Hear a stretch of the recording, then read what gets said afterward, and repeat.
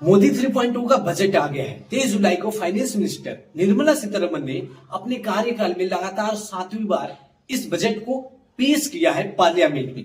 ये बजट कई मायनों में कई लोगों के लिए खास था, तो वहीं पे कई लोगों के लिए बकवास था, क्योंकि मिडिल क्लास को कुछ भी नहीं मिला। Middle class got middle finger, और जबकि लोअर मिडिल क्लास का तो बात ही छोड़ दे, क्योंकि यहाँ पे सिर्फ करोड़पतियों पर और धनपतियों पर ध्यान दिया गया है इस बजट में।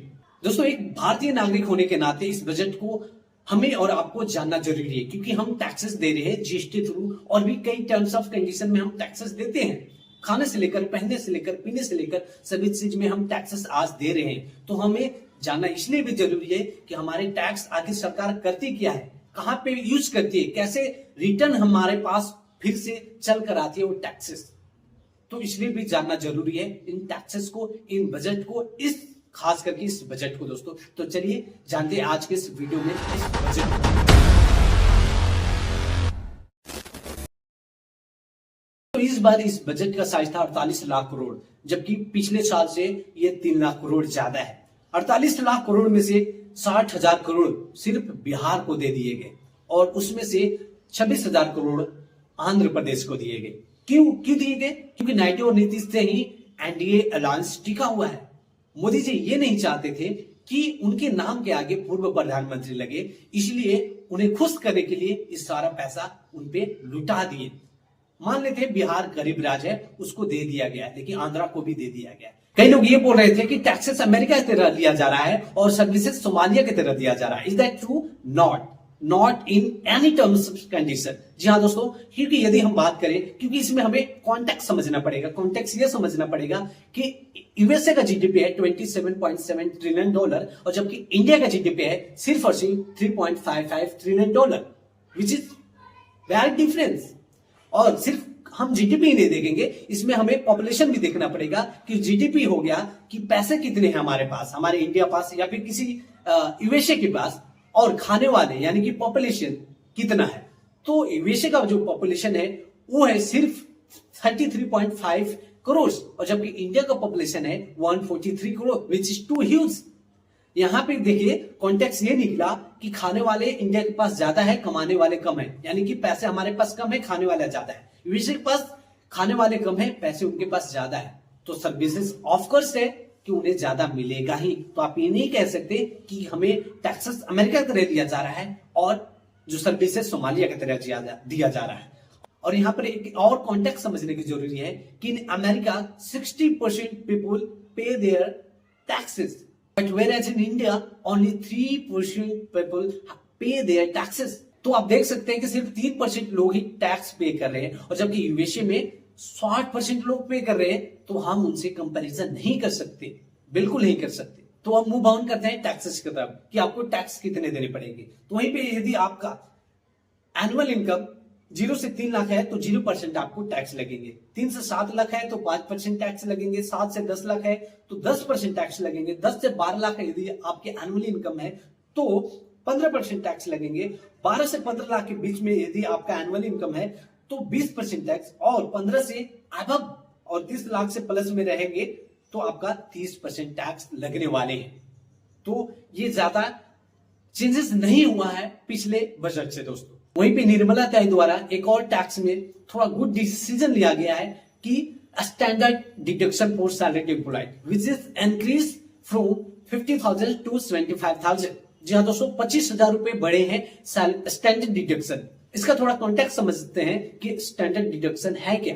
स्टैंडर्ड डिडक्शन ये है कि यदि आपका इनकम पर मंथ इनकम यदि आपका 1 लाख रुपए है तो उसमें से अभी स्टैंडर्ड डिडक्शन कर दिया गया है 25,000, तो आपको 25,000 उनमें से माइनस हो गए, यानी कि 1 लाख में से 75,000 माइनस हो गए तो बचे 25,000। तो आपको 25,000 के ऊपर टैक्स लगाएगा सरकार। तो 25,000 के ऊपर जितने भी टैक्स लगेंगे उतना आपको टैक्स पे करने पड़ेंगे। पहले 50,000 माइनस करना पड़ता है, क्योंकि स्टैंडर्ड डिडक्शन था 50,000।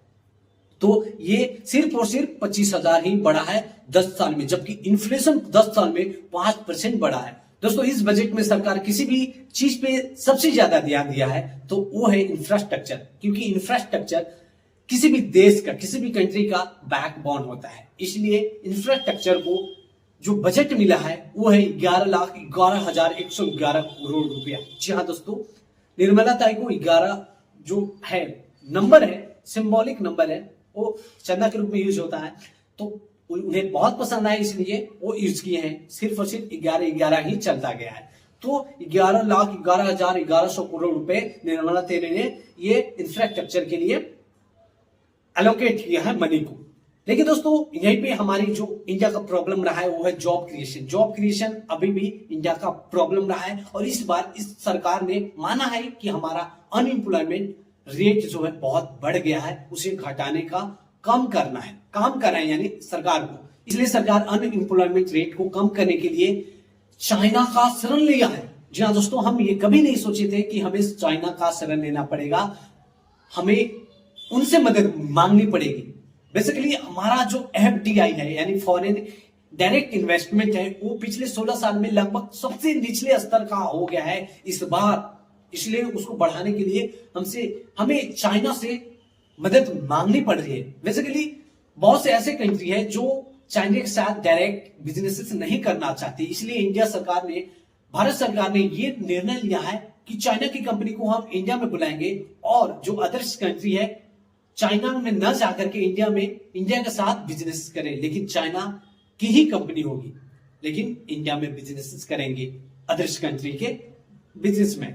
और दोस्तों इकोनॉमिक टाइम का ये एक सर्वे आया था कि इकोनॉमिक टाइम ये कहता है कि सोशल मीडिया एडिक्शन के कारण, अनहेल्थी फूड के कारण, सेडेंटरी हैबिट के कारण हम लोग अपना प्रोडक्टिविटी लूज कर रहे हैं। हम इंडियंस अपना प्रोडक्टिविटी लूज कर रहे हैं। और दोस्तों प्रोडक्टिविटी लूज होगा भी क्यों नहीं, क्योंकि बिग बॉस जैसे हम सीरीज देख रहे हैं, एल्विस यादव जैसे लोगं को हम प्रमोट कर रहे हैं, कई बार तो स्टेट गवर्नमेंट भी ऐसे लोगों को प्रमोट कर रहे हैं, तो ये तो होना ही है दोस्तों। तो please do stop watching this like of content, so please do stop. वहीं भी दोस्तों गवर्नमेंट अनाउंस किया है 5 स्कीम का, टोटल इसका एक्सपेंडिचर है 2 लाख करोड़। और दोस्तों वहीं पे 1 करोड़ यूथ को 5,000 जो स्टाइपेंड पर मंथ मिलेगा। दोस्तों यहाँ पे अनएम्प्लॉयमेंट रेट को घटाने के लिए सरकार ने यह निर्णय लिया है कि सरकार अब पैसे देगी कंपनी को पैसे इसलिए देगी क्योंकि कंपनी हम युवाओं को रोजगार देगी, और वो रोजगार इसलिए देगी क्योंकि उसको पैसे मिलेंगे सरकार के द्वारा। कंपनी अपने जेब से हमें पैसे नहीं पे करेगी रोजगार के बदले, वो खुद सरकार देगी कंपनी को और कंपनी हमें पैसे देगी। तो ये अच्छा मूव ऑन है इस सरकार के द्वारा इस बजट में भी। तो ये था दोस्तों आज का ये वीडियो, सिर्फ और सिर्फ ये हाईलाइट ही था। टोटल बजट बताने में 2 से 3 घंटे लग सकते हैं, इसलिए जो था हाईलाइट्स था। जितने भी अच्छे लगे वीडियो को लाइक कीजिएगा, चैनल को सब्सक्राइब कीजिएगा। यदि आप कहीं और देख रहे हैं तो फॉलो करना ना भूलिएगा। जय हिंद, जय भारत।